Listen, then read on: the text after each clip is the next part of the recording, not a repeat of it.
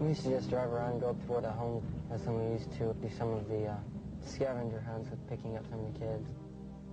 You know, just kind of win their confidence, become friends with them for a while. Start inviting them to the parties. The kids were 10 years old or older.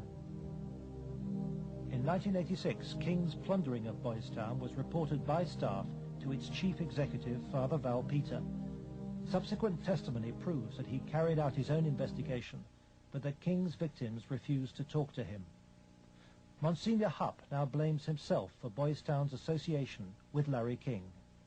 Well, in retrospect, I regret having any association with Larry King. Had I known it at the time, it would never have happened. Could you understand why a very detailed report from a social worker employed at Boys Town, identifying children and identifying their alleged abusers, never saw the light of day? Nothing happened with that. No, I can understand that, because had I known that had been, I wouldn't put up with that. But is that something like that happened? I don't know of it. Nebraska has a very clear statute that child abuse allegations should be reported to authorities. They shouldn't be reported to the principal of a school, the director of a facility. They should be reported directly to either Child Protective Services or law enforcement. And so Larry King remained free to feed his pedophilic parties with child victims. But in 1988, a routine review brought King's involvement with Boys Town youth to the attention of Nebraska's State Foster Care Review Board. And the information presented to the Foster Care Review Board, either via the telephone reports, the personal reports, or the reports we reviewed, Larry King's name was consistently present as someone that the youth were making allegations against. So I would say we handed over at least a foot-high amount of material to authorities, and nothing happened. Omaha police now accept that Larry King may have been abusing children. Good morning, Roberta. Good morning, Chief. But its most senior officer claims the evidence was not conclusive. It is certainly possible that Mr. King was involved in illegal acts with children. If there was sufficient evidence of those types of allegations, he would have been prosecuted by the county attorney's office. For me, it was very clear that the case was not investigated and not pursued because of the alleged perpetrators. Those perpetrators, named by the children, were some of the richest and most influential citizens in positions of power in the state. Men prominent in industry, politics, the media, even the police. We can only name the ringleaders.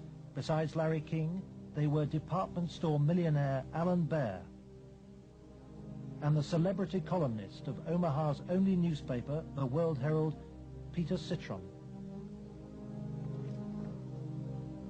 With the judicial system apparently paralyzed, Larry King spent Franklin's money on courting political influence.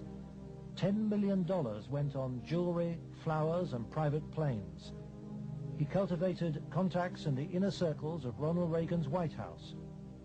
At his palatial homes, 3 in Omaha and 1 in Washington, D.C., he held extravagant parties for the influential and powerful.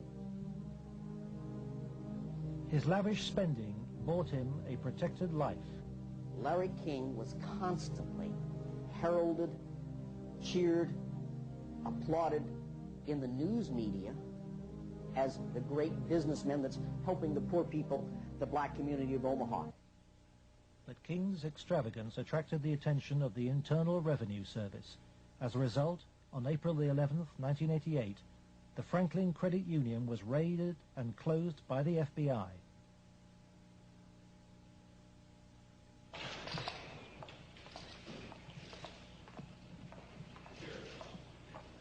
King was arrested, and the federal investigation showed he had stolen $40 million from Franklin. Documents we possess reveal the FBI interviewed many of the victims of Larry King's sex ring, but no action was taken. In November 1988, Nebraska's state government set up a parallel investigation into Larry King. A legislative committee was formed. Its chairman was the Republican head of Nebraska's Banking Committee, corn farmer and state senator Lawrence Schmidt. Immediately, anonymous threats began. I received a phone call on the floor of the legislature. The caller did not identify himself, but he said, "Lauren, you do not want to have an investigation of the Franklin Federal Credit Union." And I asked who I was speaking to, and they said, "That doesn't matter, but you shouldn't have that investigation."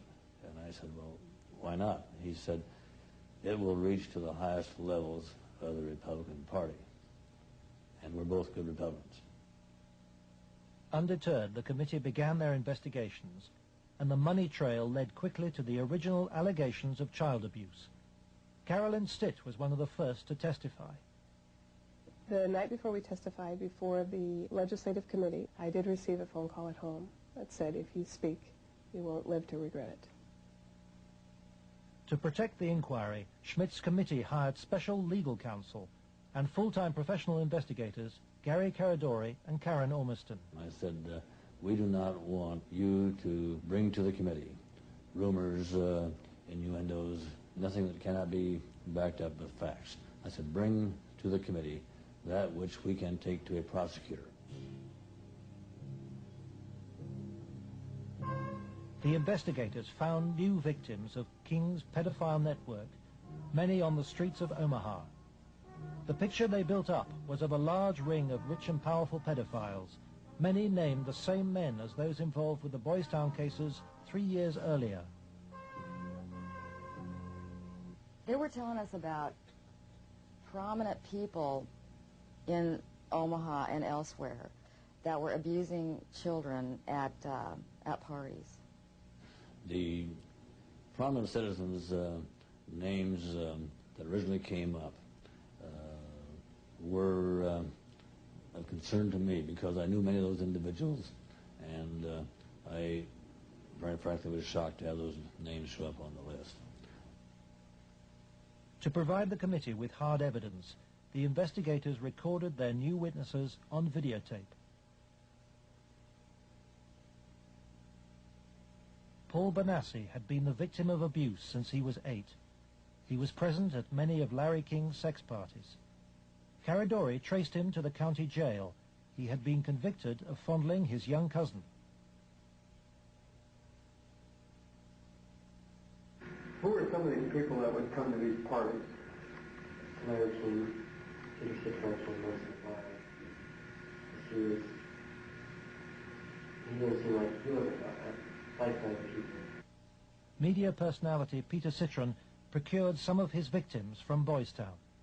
The kids he liked were mainly around the age of probably about 8 and 13. It was mainly fondling and oral sex with them. He did have some anal sex, but he usually did that with the older kids. The parties involved ever more sadistic abuse. Whenever you were tied up, was there anybody else present other than you, Peter Citron? Yes. Who was that? It was Alan Bear and Kevin. Millionaire Alan Bear hosted parties for a large number of sadistic pedophiles. Paul Bonassi suffered at their hands. Okay. They tied me up and I had some other kids perform sex on me, and they both came to me and they burned me some cigarettes. Okay. Just take a deep breath now.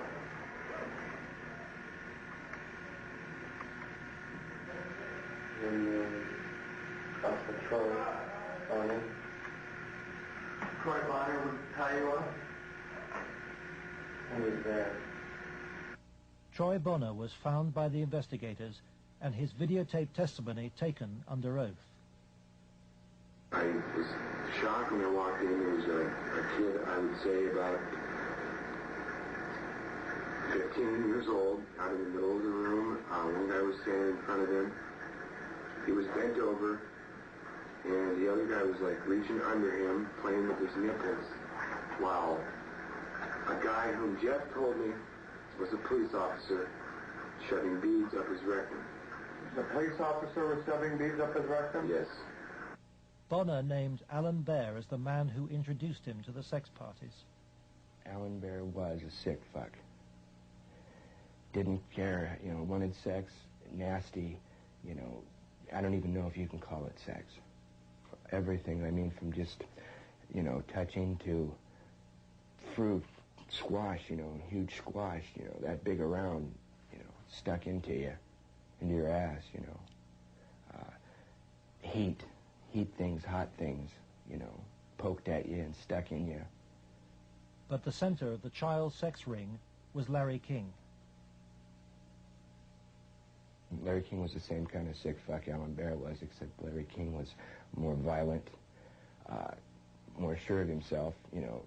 I got those scars on my arm one night at a party where Larry King, you know, wanted to see how strong a man we were or something, you know, and have us push our arms together, and then you'd light cigarettes, and as soon as you get burning, you'd just drop them down between your arms and, you know, let it burn.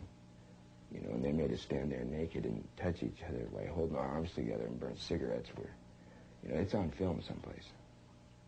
I mean, they filmed it, burning, you know. I mean, I would, you know, see him fuck a 10-year-old boy in the ass, you know, until he bled, and, you know, just pull out and stop, and, you know, push him down, you know, and then go out and, you know, meet with decent people. King would also provide underage girls for abuse. Alicia Owen told the investigators she was 15 when she attended her first party, introduced by a Boys Town boy. Caridori discovered her in jail where she was serving a sentence for passing bad checks. I met some guys there that were from Boys Town, and it was at that party that I met Larry King. At the time that I met Larry King, I did not know that he was Larry King. I had met him. It was the first time I'd ever met him. Larry King and Alan Bear frequently hosted the child sex parties in penthouse apartments at the Twin Towers luxury block in Omaha.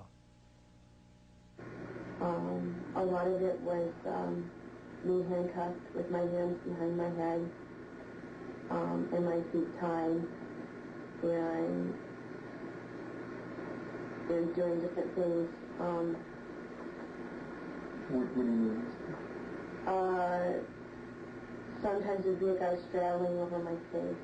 Okay. Most of the time, Larry King took pictures quite a bit during that time. I know it's difficult. I don't know. Okay. And I think I could have said no. Okay. But I don't know. Okay. And you know, Alicia, you're a victim. And at a young age, let's go off camera for a minute. We were appalled. Appalled. I don't even know if it comes across on the video, the way it came across to us in person. It was incredible. It's incredible what these kids went through, I think. Larry King was also here. He came in and we drank and did cocaine. I didn't do much, and he turned me on to what Larry King did. Drugs was a strong part of how they got control of some of the kids, because that's what some of the kids were there to get. They would do the sexual acts and then be provided with cocaine or whatever type of drug they wanted. Heroin, you know, I don't know, but that was my drug of choice, you know. Till this day, I remain an addict, you know. And those of us that didn't like to be involved and didn't want to be involved were threatened. Honestly, and who would do these threatening remarks? Larry King. Do you think Larry King personally did? I think he did. And when they threatened, you know, that I can go find somebody that will kill you, and it will kill your family, you don't tell anybody. Larry King was, I would say, the center of transporting the children around the country. The airplanes were usually in his name, leased in his name. They were paid for by Larry King. We met them in Pasadena. Met who in Pasadena? We met, Larry King was there. There was 3 boys that I had seen at one of the receptions at the French Cafe were there. And I'm almost positive they were Boys Town boys. Almost positive. They were there. You mean graduates of Boys Town or present? I think they were present because they were young. Well, how would they get away for a long period of time? I have no idea. Okay. Boys Town came up frequently during the investigation, but we found it very difficult to get information about Boys Town. I was not able to find any information on my visit there, and Mr. Caradori could not get information either. Boys Town today remains unwilling to discuss its involvement with Larry King. We were banned from filming at Boys Town, and its public affairs officer refused any interviews. I would have to give you a flat no. I'm just going to tell you at this point that we will not participate with you. We have no interest in talking to you folks. It's something that we don't even care to delve into.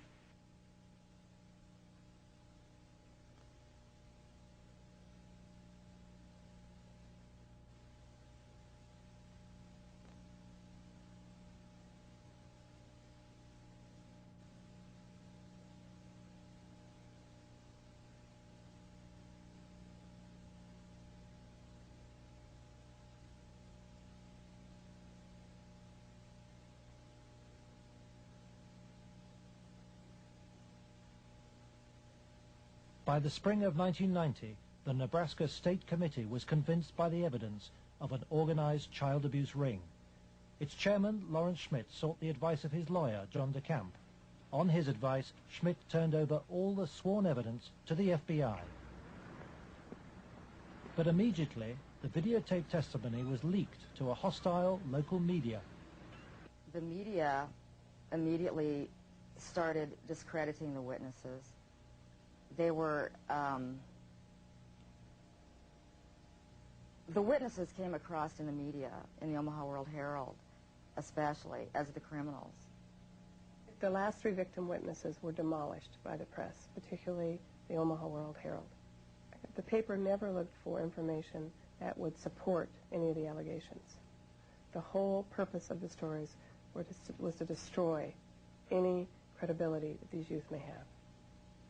I've heard that people said that Gary Caradori coached me and that he told me what to say, but the fact was I didn't meet Gary Caradori until way after I'd already talked to the Omaha police about the abuse and had named all the same people. Paul Benassi maintains that neither the FBI nor the Omaha police took his allegations seriously. And they didn't ask me very much about Larry King or even Alan Bear at all. They treated the allegations that I made about the people who abused me almost like a joke.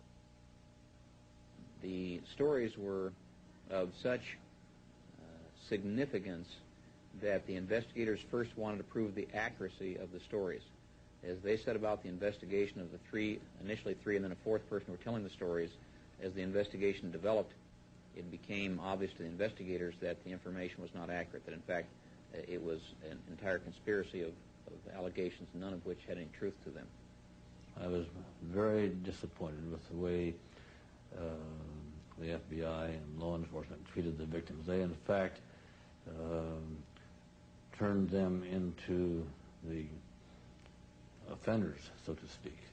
And instead of taking the evidence that was delivered to them by the victims and interrogating the persons whom the victims identified, they seemed to bear down and try to get the victims to change their story.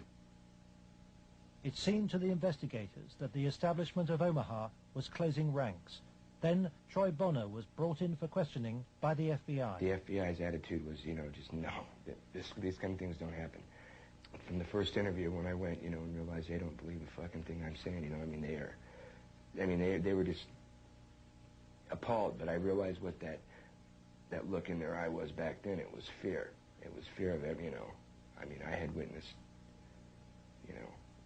firsthand things that would, destroy this city, people a position, you know what I mean? It's not going to be believed, they said. It will not be believed. You will be found guilty of perjury, and I mean, they weren't telling me maybe. You know, they were saying, there's no way. You go on with this story, you're going to jail. I mean, that was said to me direct. Troy Bonner agreed to withdraw his videotape testimony. The FBI used Troy in an attempt to persuade fellow witness Alicia Owen into abandoning her evidence about Larry King's nationwide network of powerful pedophiles. We have obtained the recording of the phone call made by the FBI on March the 9th, 1990. It is significant evidence for John DeCamp. This is Special Agent Michael F. Mott. The following will be a consensually recorded telephone call between Troy Bonner and Alicia Owen. Hello? Hi. Hey, what's going on? I'd like to ask you that. Talk to me. No, you talk to me. I don't understand why you lie. Why are you lying? What are you talking about? That's what I'm asking you. You're calling me why I'm lying? Yeah. You concocted this whole thing, Alicia. You're full of shit. Either tell me what's going on. You're full of shit. Hey, look. Who do you have listening on this line? I have nobody listening to me. I'm listening to you, and I'm hoping you give me some fucking answers. I'll be honest with you. I don't know what kind of game they're playing. I'm not trying to play a game. I'm not going to go to jail for you. And that's what's going to happen. Why would you go to jail? Jail for telling the truth? No, jail for lying. What have you lied about? I haven't lied. Okay, but why are... Listen, shut up. Listen to me. You're not out here being talked to them every day. The pressure's kind of hard. You literally have to have bricks for brains to take on the FBI in this country. And that's exactly what you'd have to do this properly. They now, in my opinion, in my investigation, are the architects of the cover-up. We asked the FBI in Omaha for an interview about its investigation of the Franklin scandal. Larry Holmquist for the FBI here. We feel it would be inappropriate for us to comment. We work this with the Omaha Police Department, and we just don't feel it would be appropriate for us to make comments.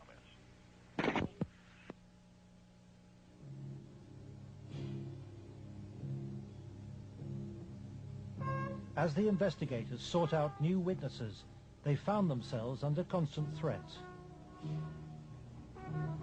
Gary was threatened several times. His vehicles were tampered with.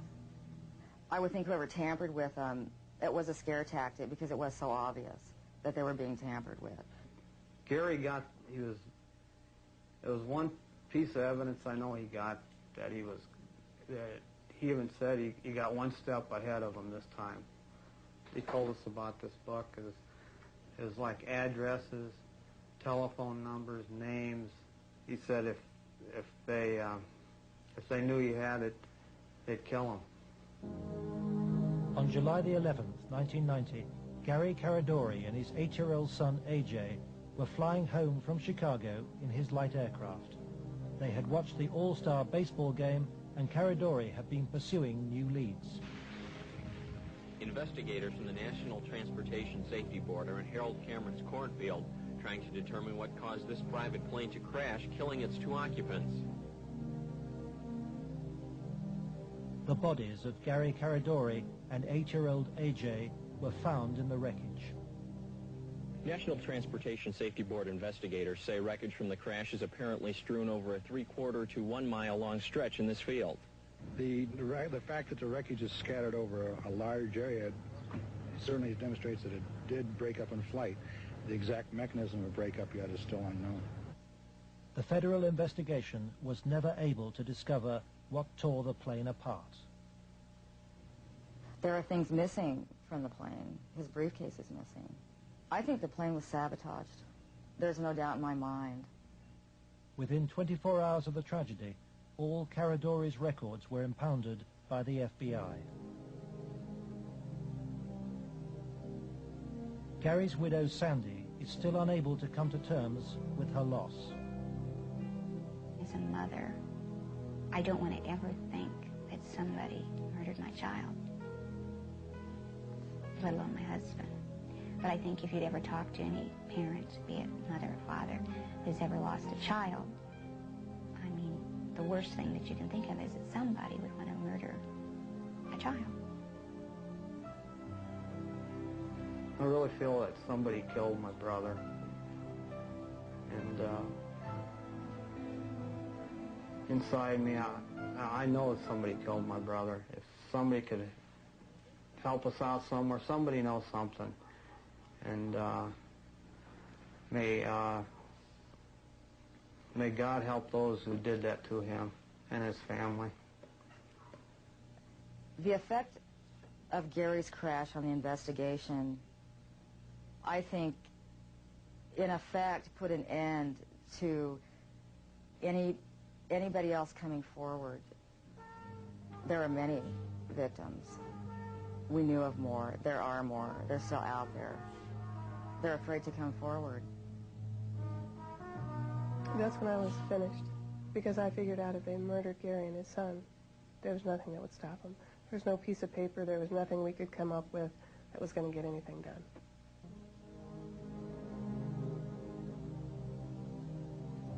But Gary Caradori's death pricked Troy Bonner's conscience.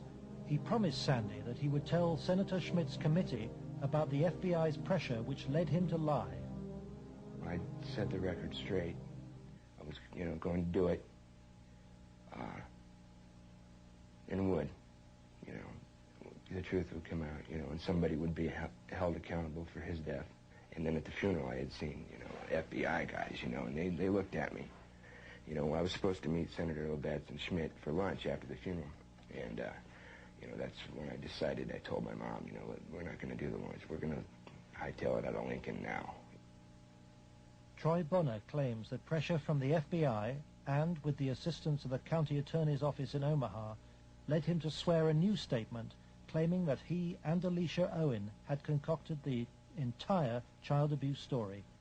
He told this story to a grand jury formed to bring any charges. On July the 23rd, 1990, the grand jury issued a bizarre and contradictory report. It indicted Larry King for fraud and embezzlement and ruled that he had paid young men for sex, but dismissed allegations about his sex ring. It indicted Alan Baer for the serious offense of pandering for sex, but rejected evidence linking him to King or to Citron, whom it noted had been convicted of separate child molestation charges. It accepted that Troy, Alicia, and Paul Bonassi had been abused, but not by the people they identified. And for refusing to withdraw her evidence, it charged Alicia Owen with perjury.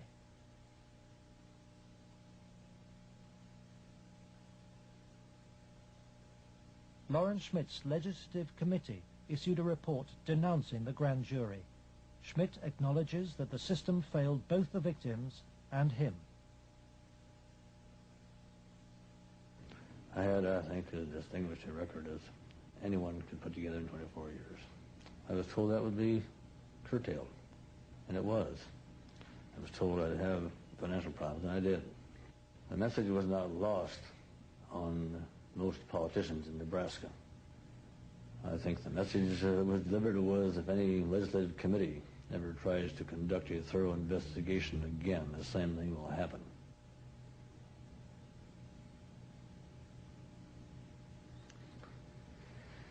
It has shaken my faith in the institutions of government.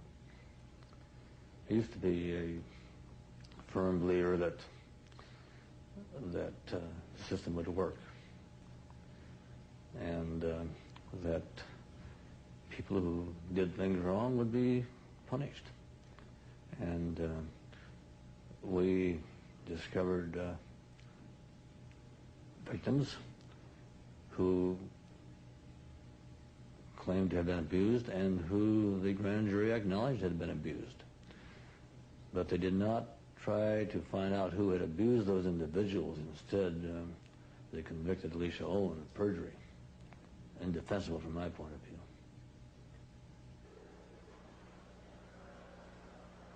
The trial took place in July 1991.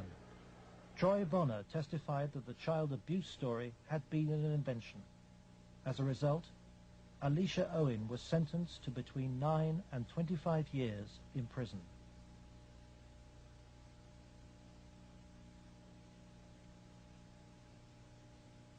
I can't find a case in the history of this country where some kid got sentenced to 25 or 30 years in prison for something like this.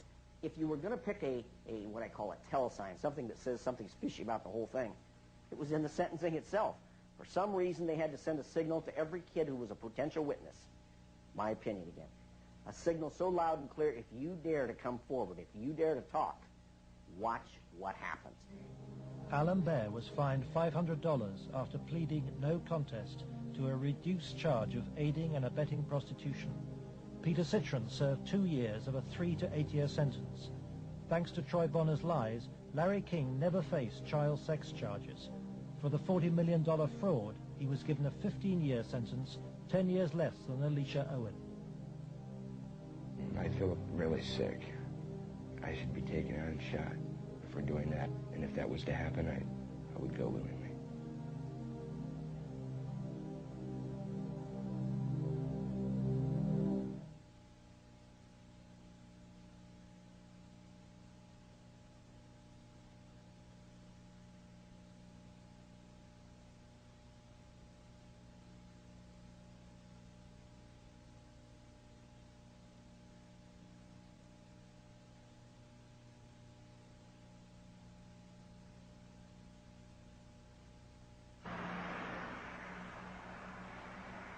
John DeCamp, former state senator and Vietnam veteran, is now the only man fighting to help Larry King's victims. He is the lawyer trying to overturn Alicia Owen's conviction and to expose the cover-up. I live in Nebraska. Hell, I was born here, raised here. I have 4 kids growing up here. Like it or not, it's my heritage, you know? Well, if it's a dirty cesspool that I got to live in or look back on that I left, that ain't good. The real cost, if I were going to say to my family, has been the fear and intimidation it's put in some of the kids. A couple of the kids are really, really frightened and really had some sleeping problems over, hear this or that. So that's been the real concern I've had. John has received anonymous threats and has turned for advice to his friend and one-time boss, former head of the CIA, William Colby. Old Bill Colby told me better than anything. The one thing the bad people can't afford is publicity, and knocking you off right now or doing something obvious to one of your kids would bring them more trouble than it's worth. I said, you have to consider the possibility of some danger to not only your reputation, but to your person. I mean, people do react rather violently to some kinds of charges, or particularly if they're true, there's more apt to be a negative reaction than if they're false. If they're false charges, then they can be reacted to in a normal way, by a libel suit or whatever. But if there's truth in it, there can be a danger in that situation. We've seen that happen in other cases.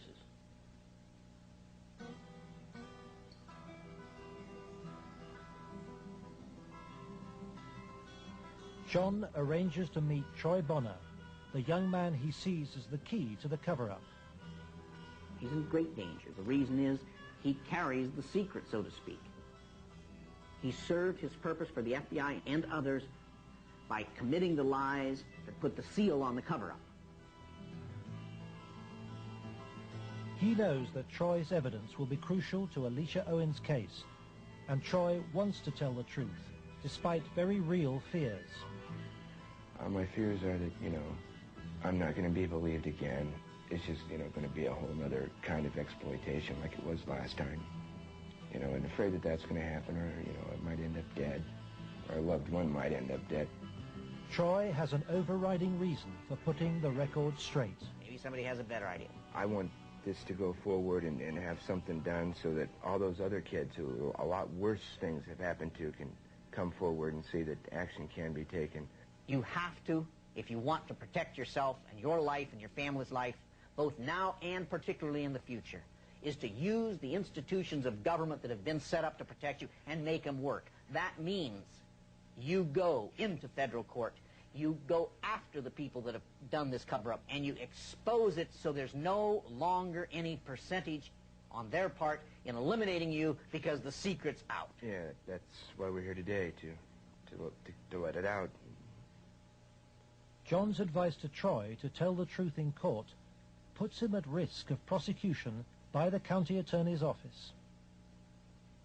Potentially, they could decide to charge him with perjury, because now he is telling that they forced me to lie. I did lie at Alicia's trial. I did lie before the grand jury. I did it because the authorities were forcing me to do it, and I was scared for my family.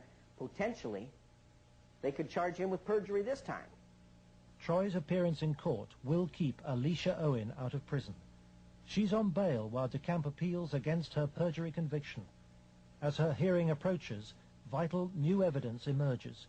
Alicia claims that some of Troy's videotaped testimony was withheld from the grand jury which indicted her. The tapes that were shown to the grand jury had been edited. Everything that matched Troy's statement Shown. that matched mine 'Cause I know it's was raised. edited out. And I think maybe one of the things we want to do is show the judge specifically how, where these, little 5-minute segments of, look, this tape says this, and then show him it isn't in this tape, and this is the tape the grand jury saw. I'm going to attempt to get these tapes, and we'll see what happens next. But to obtain the tapes, DeCamp must approach some of the very officials he has accused in court of being involved in the cover-up, the county attorney's office which ran the grand jury. In the good old Alicia Owen case, 127-194, I'm trying to get the evidence, the tapes and the transcripts of Troy and Danny. Troy Boner. Get that up here once. Yeah. Up at the county attorneys, they have all the bills up there. Oh. Robert. Let me guess, Robert Siegler has them.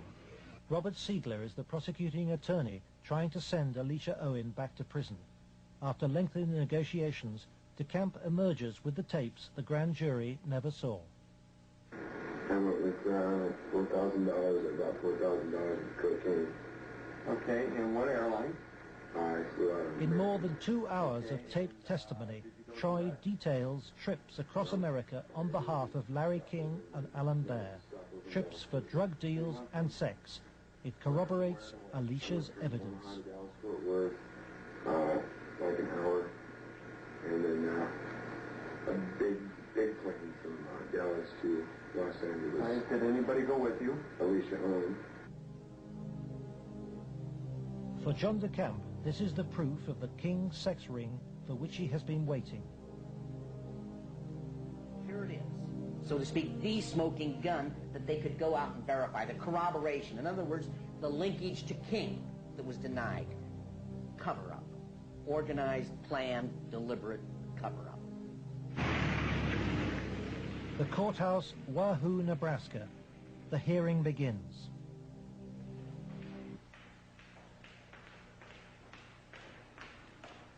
Alicia Owen is ready to testify. So is Paul Bonassi. But there is no sign of Troy Bonner.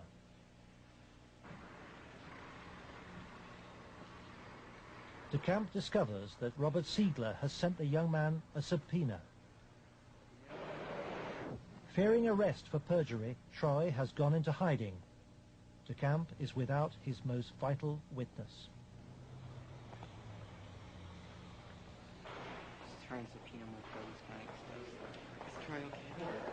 In court, Alicia's case is adjourned.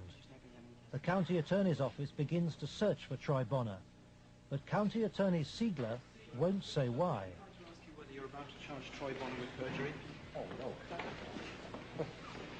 Every victim witness who stepped forward in any way, or even was a potential witness that somebody heard about, has either been killed, put in jail under some theory or other, terrified or run out of the state, discredited. Every perpetrator, even the convicted ones, have been treated as conquering heroes. Peter Citron lives in the same house where he abused many of his young victims.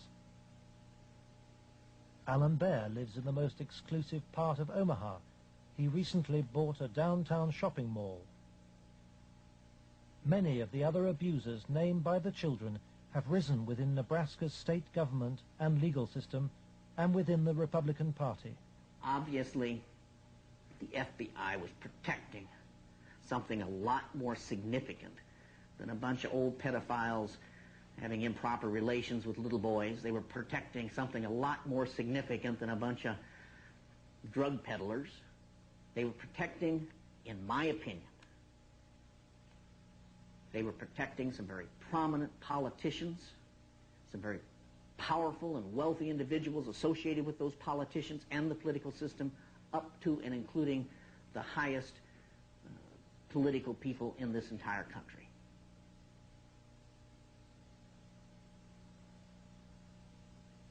In search of the men who protected Larry King, John DeCamp goes to Washington to investigate King's connections in the Republican Party and on Capitol Hill. Paul Benassi provides him with the evidence that Larry King threw child sex parties here at his rented $5,000 a month Washington house.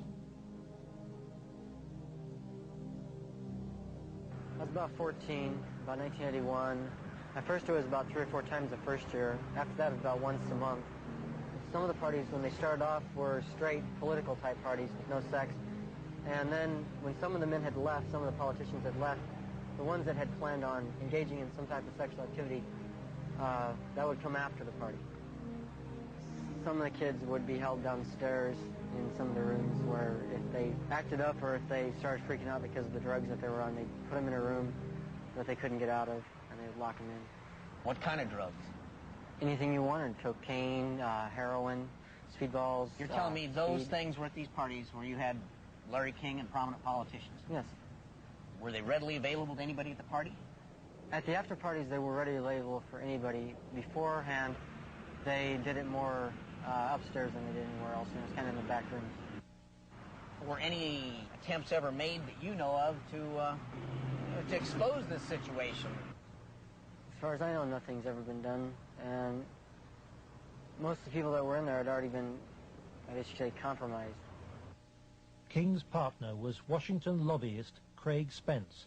Spence took youngsters, including Benassi, on private midnight tours of the White House. So you were in the White House then? Yes. And how did you gain access? Well, I came down with Larry King, but Craig Spence was the one that arranged the trip for us. And it was kind of a gift for our services that we were doing. How many times were you on this kind of a trip? I came to it on 2 times. 2 times. And were you used for sex on those occasions? Not until after we left.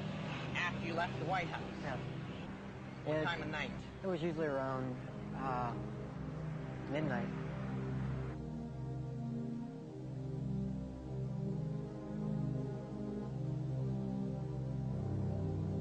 For me, it was just kind of weird being in the White House at that time of the night, getting to go into places that the guy was telling us that nobody gets to go to. You know, I seen rooms in there that I'd never even heard about. Craig Spence and Larry King had a couple of groups. One was called Bodies by God, and they had the Callboys, and there was another group that was started by Larry King, which was called the Golden Boys, which was kids that were usually under the age of approximately 10. Spence's Callboy network was investigated in 1989 by reporter Paul Rodriguez of the Washington Times. We had uncovered a series of allegations from some minors, and it led me to a callboy operation. Well, it sure fits with, you know, this boy Paul Benassi. And he tells a tale of being brought to the White House on occasion, kind of as a reward for the kid. Craig Spence's dad, he committed suicide. He had advanced stages of AIDS. He was an AIDS carrier, and he killed himself. This was the thing that always bothered me. They claimed it was the largest male prostitution ring in the city that they've ever had uncovered. It was $1 million a year minimum. Yeah. And yet they only prosecuted the operator, Henry Vinson, and 3 of his lieutenants, as it were. Mm-hmm. They never went after any of the Johns or the clients. This operation claimed to have clients that ran from the White House to the Capitol Hill to the State House to the churches within the media. Exactly what Paul describes as the people he was with. And a lot of the stuff led there, but we couldn't quite nail it in all cases because, again, to accuse someone of high stature, you've got to be very careful. I understand. We were able to do it through the mother lode was provided us credit card receipts and canceled checks, and then lists of the clients. The prosecutors knew all this stuff. There was approximately 20,000 documents they had. They sealed the entire record by court order. And we've attempted on several occasions to unseal that, and we've been told it'll be a cold day in hell before those records ever get unsealed.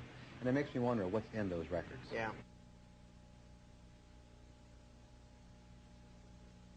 John DeCamp believes that the legal system is still being subverted and that the people protected are still at the heart of the American establishment.